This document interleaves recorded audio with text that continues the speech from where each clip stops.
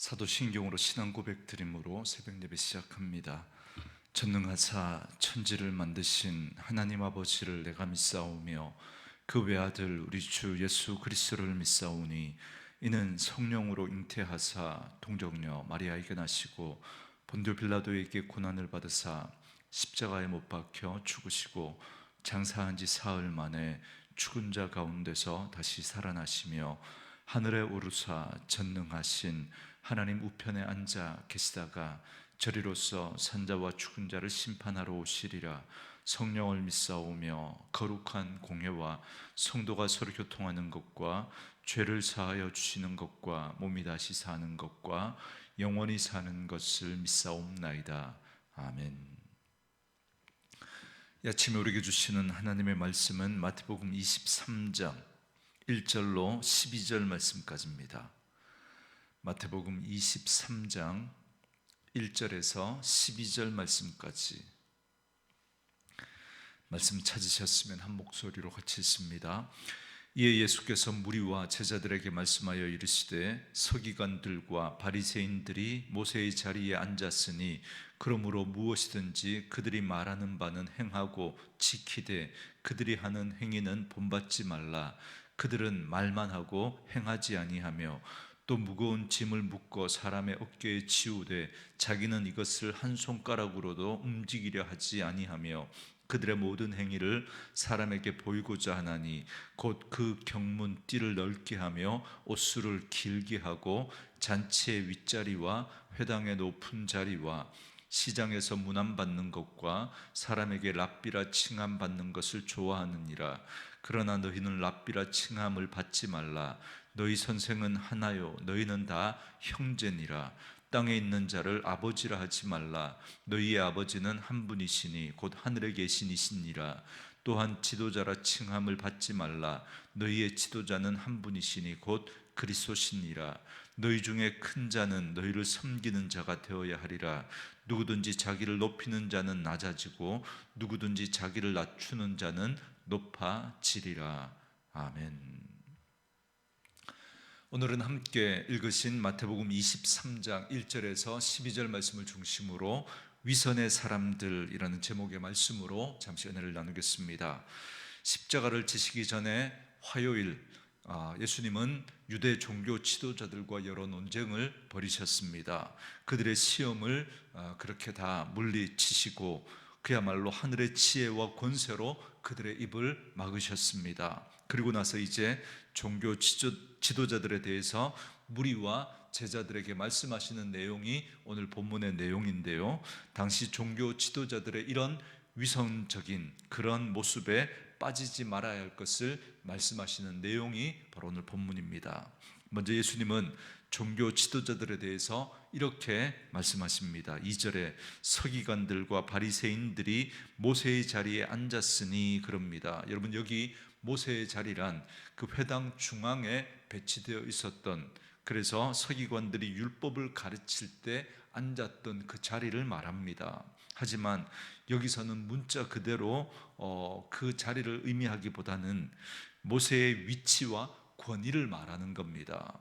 모세는 하나님으로부터 율법을 받아 이스라엘 백성들에게 전해준 사람이지 않습니까? 그야말로 율법의 창시자라고 해도 과언이 아닙니다. 물론 하나님으로부터 받은 율법을 전해준 그 역할이긴 하지만, 그러나 인간적인 눈으로 보면 모세에게서 율법이 나왔다, 그렇게 말할 수 있습니다. 그만큼 모세는 율법을 상징하는 그런 인물이었고 이스라엘 백성들에게는 독보적인 그런 위치를 점하고 있었던 사람이 바로 모세였습니다.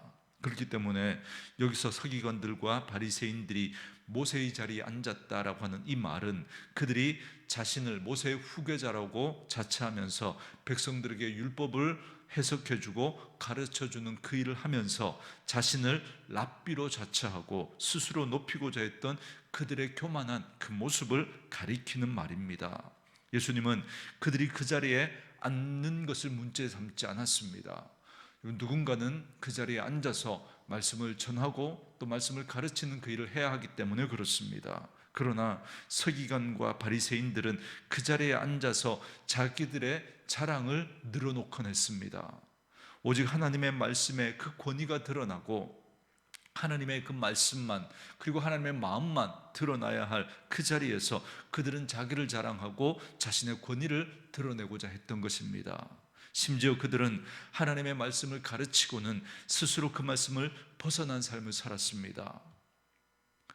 여러분, 그래서 주님은 그들의 그 위선적인 모습을 본받지 말라고 그렇게 말씀해 주고 계신 것입니다. 그들은 율법의 여러 세부 조항들을 만들었습니다. 그리고 백성들에게 지킬 것을 요구했습니다. 그 의도는 말씀을 가르쳐 하나님의 백성답게 살아가게 하려고 그렇게 했던 게 아닙니다.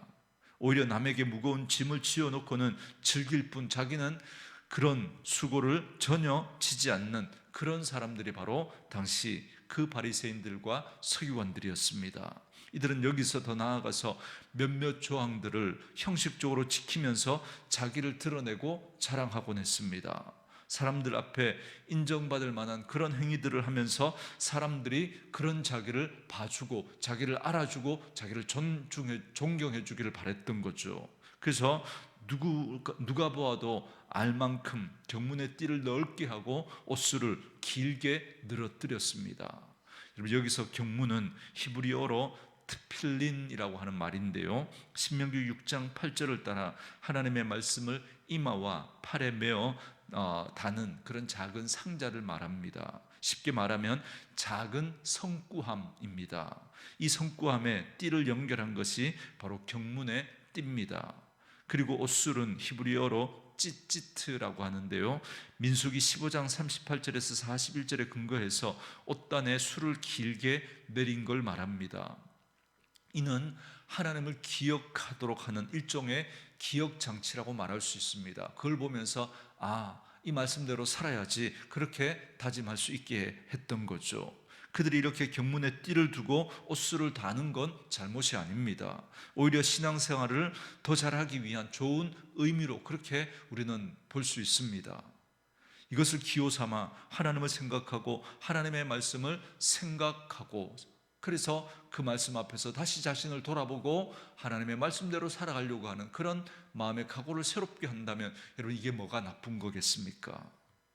그런데 문제는 이것이 본래적인 의미를 상실하고 자기를 과시하고 자랑하는 도구가 되어버리고 말았다는 겁니다. 그래서 경문의 띠를 크게 하고 옷수를 길게 늘어뜨리는 것이 마치 경건의 척도처럼 그렇게 여겨졌던 겁니다. 그래서 그들은 참된 경건에 힘쓰기보다는 경문의 띠와 옷수를 길게 늘어뜨리는 이 일에 더 신경을 쓰고 마음을 썼던 겁니다. 이와 같이 그들은 외식에 치우쳤습니다. 그래서 예수님은 그들을 외식하는 자라고 그렇게 책망하시는 겁니다. 그들은 또한 6절과 7절 말씀처럼 잔치의 윗자리와 회당의 높은 자리에 앉기를 좋아했고, 또 시장에서 문안받고 랍비라고 자신들을 불러주는 걸 그들은 좋아했습니다.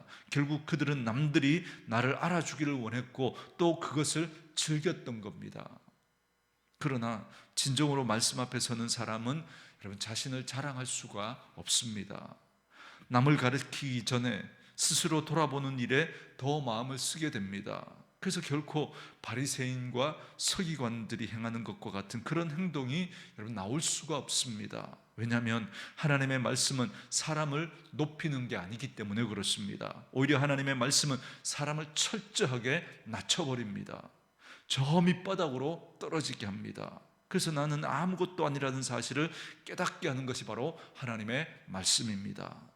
그러므로 진정 하나님의 말씀 앞에 선 사람의 모습에서 가장 먼저 발견되는 모습은 겸손과 섬김입니다. 말씀 앞에 선 자신의 실체를 알기에 남들이 자기를 알아주기를 원하지 않습니다. 여러분, 그리고 사실 보여줄 것도 없습니다. 정말 우리 안에 온갖 더럽고 추잡하고 냄새나는 그런 모습들밖에 없는데 여러분, 뭘 자랑하고 뭘 드러낼 수 있겠습니까? 하나님 앞에 죄인된 자신의 실체를 보기 때문에 그렇습니다. 그래서 말씀 앞에 선 자들이 함께 하는 그런 자리라면 여러분, 모두가 다 형제입니다. 높고 낮음이 따로 있는 것이 아닙니다. 모든 사람이 다 낮은 자리에서 서로를 돌아보게 되는 것입니다. 그래서 8절 말씀에 그러나 너희는 랍비라 칭함받지 말라 너희 선생은 하나요 너희는 다 형제니라 그럽니다. 목사이기 때문에, 장로이기 때문에, 직분을 가지고 있기 때문에, 교회에서 가르치는 자리에 있기 때문에 여러분 그게 더 높은 자리라고 여러분 그렇게 착각하시면 안 됩니다. 크신 분은 따로 있습니다. 우리의 아버지가 되시는 하나님과 그의 아들 예수 그리스도이십니다. 그분만이 크신 분이시고 그분만이 우리를 가르칠 수 있습니다. 여러분 우리가 감히 누구를 가르칠 수 있겠습니까? 그냥 하나님의 말씀만 드러내는 것이죠. 그래서 결론적으로 11절, 12절에서 이렇게 말씀하십니다. 너희 중에 큰 자는 너희를 섬기는 자가 되어야 하리라. 누구든지 자기를 높이는 자는 낮아지고 누구든지 자기를 낮추는 자는 높아지리라. 진정 큰 자는 섬기는 자입니다. 그리스도의 크고 위대하심 아래 섬기는 그 자들이 그리스도를 따라 큰 자입니다. 왜냐하면 크고 높으신 우리 예수님께서 자기 백성을 위해서 그렇게 자신을 낮추시고 그들을 섬기셨기 때문에 그렇습니다. 그러므로 스스로 자기를 높이고자 하는 자는 결코 예수님과 함께하는 자가 아닙니다. 오히려 자기를 알고 겸손히 낮추는 자라야 그 사람이 바로 그리스도와 함께 하는 자라고 말할 수 있습니다. 사랑하는 성도 여러분, 오늘 말씀 앞에 서서 우리의 모습을 바라볼 때마다 여러분들은 무엇을 보게 됩니까? 참으로 말씀 앞에 설 때마다 보게 되는 것은 한결같은 내 모습입니다. 하나님의 영광 앞에 썩어 부패하고 냄새나는 짐승의 사체와 같은 그런 모습이 여러분 우리의 모습 아닙니까? 그럼에도 불구하고 이런 나의 더럽고 추하고 냄새나는 그러한 모습을 보면서도 그 말씀을 뚫고 또 좀비처럼 일어서는 것이 있습니다. 그것이 바로 나의 나됨을 잊게 하는 위선과 교만입니다. 다른 사람들보다 좀 더 성경을 안다고, 다른 사람들보다 더 중한 직분을 맡았다고, 다른 사람들보다 좀 더 많은 일을 했다고, 다른 사람을 가르치는 입장에 서 있다고, 그것 때문에 그리스도의 손을 슬며시 놓고는 자기 자랑으로 돌아서게 하는 그런 교만과 위선이 바로 위선이 또다시 우리 속에서 그 말씀을 뚫고 꿈틀거리며 일어서는 그런 모습들을 여러분 보게 됩니다. 그래서 다시 패역하고 교만한 자리로 자꾸만 돌아가려고 하는 그런 우리의 모습을 보게 됩니다.